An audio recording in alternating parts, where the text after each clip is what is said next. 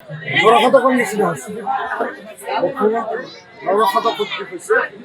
তেখেতৰ এতিয়া তেখেত এক প্ৰকাৰ ৰক্ত কিবা দুখ গৰীবৰ ৰক্ত পান কৰে আৰু মুছলমানক গোটাই গোটাই দিয়ে গতিকে তেনেকুৱা এজন মুখ্যমন্ত্ৰী ৰাজ্যৰ দায়িত্ব আৰু এই দায়িত্ব চেকুৰ নহয় তেওঁ অসমত হাংগামা সাম্প্ৰদায়িক সংঘাতৰ খেতি লগাব বিচাৰে আৰু তেওঁ কেৱল ভোটৰ কাৰণে সাম্প্ৰদায়িক মেৰু বিভাজনৰ জৰিয়তে মুছলমানসকলক নিষেধ কৰাৰ কাৰণে এক গৰিহণাযোগ্য আমি গৰিহণা বিচাৰি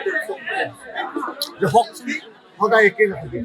সকলোৱে জগতৰ পৰা জন্মিত সমাজখনৰ আপোনাৰ কাৰণে এখন সমাজ যি ধৰণে ঘূৰি কৰিব ধৰিছে আতাম পৰীক্ষা ঐক্য আৰু সংহতি যি ধৰণে বিনষ্ট হ'বলৈ ধৰিছে এয়া লজ্জাজনক এয়া ধিক্কাৰজনক আমি তেখেতক আমাৰ ৰাজনৈতিক সমভাৱপূৰ্ণ এটা দলৰ সন্মানীয় সভাপতি সন্মানীয় সাংসদ আছাদুদ্দিন ওৱাইচি সাহেবক আমন্ত্ৰণ কৰিছোঁ তেখেতে আমাৰ হৈ নিৰ্বাচনী প্ৰচাৰ চলাবলৈ আহিব মোৰ সমষ্টিটো আহিব গতিকে আমি আদৰণি জনাইছোঁ তেখেত এনেকুৱা এজন কণ্ঠ বজ্ৰ কণ্ঠ যিজনে পাৰ্লিয়ামেণ্টত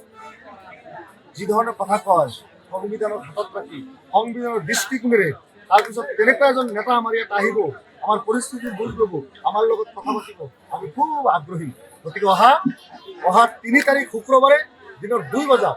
গোমাফুলবাৰী মাদ্ৰাছা গোমাফুলবাৰী হাইস্কুল খেলপথাৰত আছাদুদ্দিন ওৱাইচি ছাৰ বদৰুদ্দিন আজমল ছাৰ আৰু অন্যান্য জ্যেষ্ঠ নেতৃবৃন্দ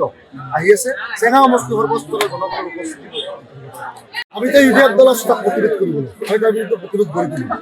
ডাঙৰ কথাটো হৈছে যে চহৰ মাটি শতাধিক বছৰ ধৰি ইয়াতে মানুহ আছে ৫১ বছৰ ২০০ দিন কংগ্ৰেছে শাসন কৰিছে তেওঁলোকে মাটিৰ পট্টা দিয়া নাই আৰু বিজেপিৰ ১০ বছৰ গ'ল তেওঁলোকৰ মাটিৰ পট্টা নীতি বৰঞ্চ উচ্চতৰ ভূমিকা অমানসিক ঠাইত আমাৰ অধিকাৰ আমি আমাৰ মাটিৰ মালিক হ'ম গৌৰৱ গগৈ অখিল গগৈ লুৰিণ গগৈ এওঁলোকক সুধিব লাগিব এওঁলোকক আচলতে যে মুছলমানক ভাল নাপায় এই কথাটো পাক্কা তেখেতে ক্লিয়াৰলি ক'লে এজন চহৰৰ মানুহক মাটিৰ পট্টা দিম আমাৰ সমষ্টি চেঙা সমষ্টিমানৰ চহৰৰ মাটিৰ পট্টাৰ ইমান বেছি প্ৰয়োজন তাৰ পিছতো কংগ্ৰেছ দলে এইটো ক'বলৈ কোনো কথাও নাই তেওঁলোকে নকয় তেওঁলোকে আমাক নিদিয়ে তেওঁলোকে একচেটিয়াভাৱে ৫২ বছৰ শাসন কৰি নিদিলে আৰু অহা দিনত আহিলেও দিব কেৱল ভোট লাগিছে ভয় খাব নালাগে অন্তত ইউডিএফ কেনেবাকে দৈৱক্ৰমে যিকোনো ক্ৰমে খালি ক্ষমতাৰ অংশীদাৰ হ'ব লাগে ইউডিএফ ব্যতীতে কাৰোবাৰ কোনোবা দিন গভৰ্ণমেণ্ট নহয় তেতিয়া আমি কিন্তু গোটেই বুলি আদায় কিন্তু এই কথা পাক্কা মানে ১ কোটিৰ কাষাকাষি ১০০ বেছি মুছলমান ১০ লাখকে মাটিৰ পট্টা দিব বিচাৰিছে খিলঞ্জীয়া মানুহ চেঙা সমষ্টিত যিমানখিনি মুছলমান মানুহ আছে নহ'লে চেঙা সমষ্টিতে লক্ষাধিক মানুহ কেৱল মাটিৰ পট্টা দিব লাগিব লক্ষাধিক পৰিয়াল কেৱল চেঙা সমষ্টিতে মাটিৰ পট্টা দিব লাগিব কাৰণ চেঙা সমষ্টিৰ আধাতকৈ বেছি অংশ মাটিৰ পট্টা নাই আচলতে কংগ্ৰেছৰ সেইবিলাক প্ৰতিশ্ৰুতি তেওঁলোকে মন খুলি দিব নোৱাৰে আৰু তেওঁলোকে ক্ষমতাত আহিলে কৰাৰো যে ইচ্ছা নাই এইটোৱে লাগিছে আমাৰ প্ৰতিশ্ৰুতিত আছে অতিগড় ভূমিহীন মানুহে মাটিৰ পট্টা পাব যিকোনো খবৰৰ বাবে যোগাযোগ কৰক